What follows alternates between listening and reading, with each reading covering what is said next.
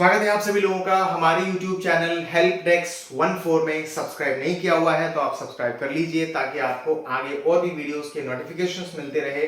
और अगर इसके पहले के वीडियोस अगर आपको देखने हैं तो हमारे डिस्क्रिप्शन में मिल जाएंगे या फिर आप हमारे चैनल पे विजिट कर सकते हैं। वहां पर प्लेलिस्ट बना हुआ है क्लास और चैप्टर वाइज, आप वहां से वीडियोस को चेक कर सकते हैं। तो चलिए आगे बढ़ते हैं। पिछले वीडियो में हमने क्या देखा था, मैक्सवेल रॉकस्फियर के टाइम को देखा था हमने, किस तरीके से वो टुक ओवर करते हैं, अपनी गवर्नमेंट को लाते हैं, दैट मींस कन्वेंशन बनती है। और अब हम उनके क्रूरता को देखेंगे और इसलिए हमारे टॉपिक का नाम क्या है, द रेन ऑफ टेरर। इस चीज को पढ़ेंगे हम, दैट मींस में मैक्सवेल रॉकस्फियर के क्रूरता को पूरी तरीके से हम यहाँ पर पढ़ने वाले हैं। देखिए क्या होता है कि जो टाइम पीरियड है 1793 से लेके 1794 का, इसको रेन ऑफ टेरर कहा गया है। इसको आप नोट कर लेंगे। उसके बाद क्या है कि Robespierre followed a policy of severe control and punishment all those whom he saw the being enemies of the republic, ex noble है, क्लर्जी है, मेंबर्स है, अदर पॉलिटिकल पार्टीज, इवन उनके खुद members not agree with his method were arrested, imprisoned and then tried by a revolutionary tribunal। कहने का मतलब क्या है, देखिए मैक्सवेल रॉकस्फियर को उनको पता था कि नेशनल असेंबली के टाइम पर वो आजादी थी कि सारे क्लब्स वगैरह बना सकते हैं, हर चीज कर सकते हैं।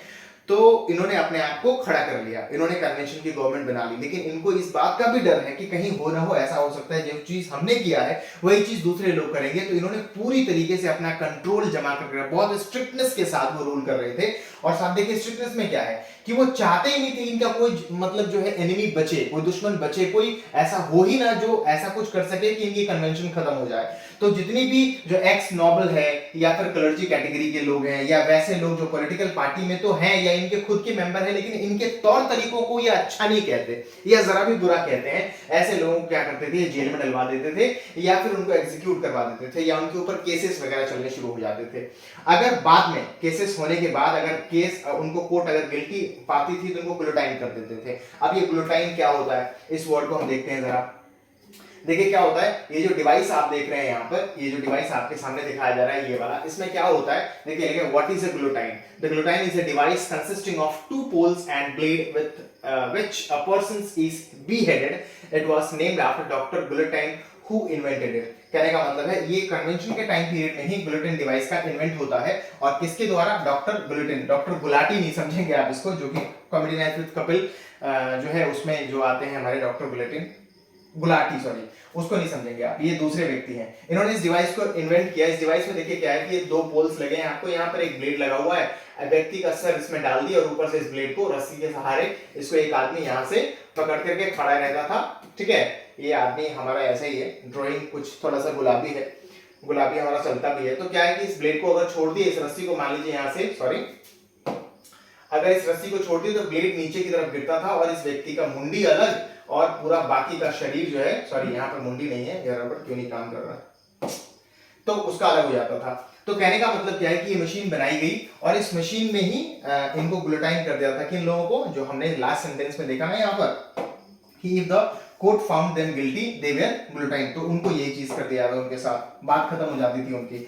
आगे जब बढ़ते हैं तो देखिए हमारे पास क्या है कि सिचुएशन की अगर बात करें उस टाइम की, जो रॉकस्फियर के टाइम पीरियड का था, तो क्या होता है यहाँ पर Robespierre government issued laws placing maximum ceiling wages and price, meat and bread were rationed. Peasants were forced to transport their grain to the cities and sell it at price fixed by the government। थोड़ी सी ज्यादा यहाँ पर क्या हो रही है कि लोगों के ऊपर थोड़ा सा प्रेशर बन रहा है कि भाई आप जो कर रहे हैं ना, आप जो बना रहे हैं या आप जो फसल उपजा रहे हैं उसको आप अपने प्राइसेस पर नहीं बेच सकते, आपको अपने उसको शहर ले जाइए और उस दाम पर बेचिए जो दाम हमने तय किया हुआ, दैट मींस गवर्नमेंट ने तय किया, दैट मींस जो कन्वेंशन ने तय किया हुआ है।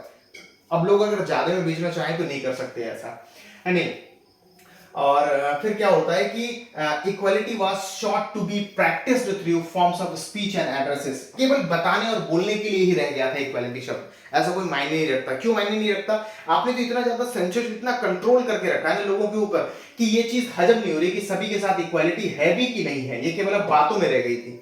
क्लियर है। आगे देखेंगे तो instead of traditional monsieur, sir and madam, ये फ्रेंच वर्ड है, ये भी और ये भी ध्यान रखेंगे। तो इसके बिहाफ पर, इन दोनों वर्ड्स के बिहाफ पर क्या बोला जाता था महिलाओं और लोगों को, सिटियन और सिटियन, इस तरीके से उनको इंट्रोड्यूस किया था, मतलब लोगों को ऐसा बोला जाता था। उसके बाद क्या होता है कि churches were shut down and their buildings converted into barracks और ऑफिस। जो हमने क्लर्जी कैटेगरी को देखा था ना, क्लर्जी था, नॉबल्स था, इनको तो उन्होंने पूरी तरीके से खत्म ही कर दिया, प्रिविलेजेस वगैरह पूरे चले गए थे उनके।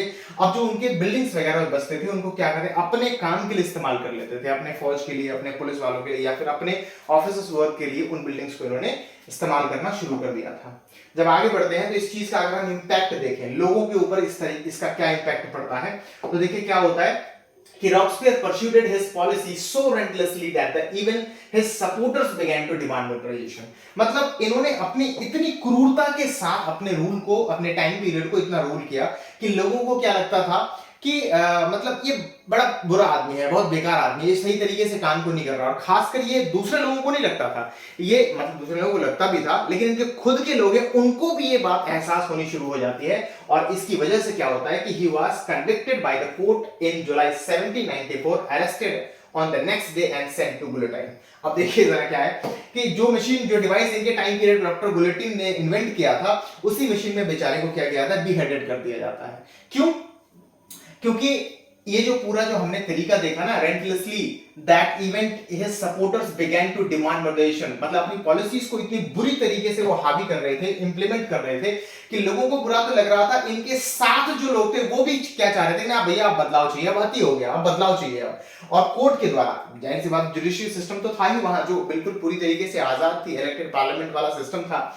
तो जुडिशरी क्या करती है, 1794 में इसको दोषी करार पाती है, और दोषी करार होने के साथ साथ उनको बीहेडेड कर दिया जाता है, गुलेटाइन उनको कर दिया जाता है। आगे जब बढ़ते हैं तो हमारे पास नेक्स्ट टॉपिक आता है, that is fall of Jacobin club, sorry Jacobian government, that means convention खत्म होती है। ये चीजें हम लोग पढ़ेंगे नेक्स्ट वीडियो में। तब तक के लिए थैंक यू वेरी मच।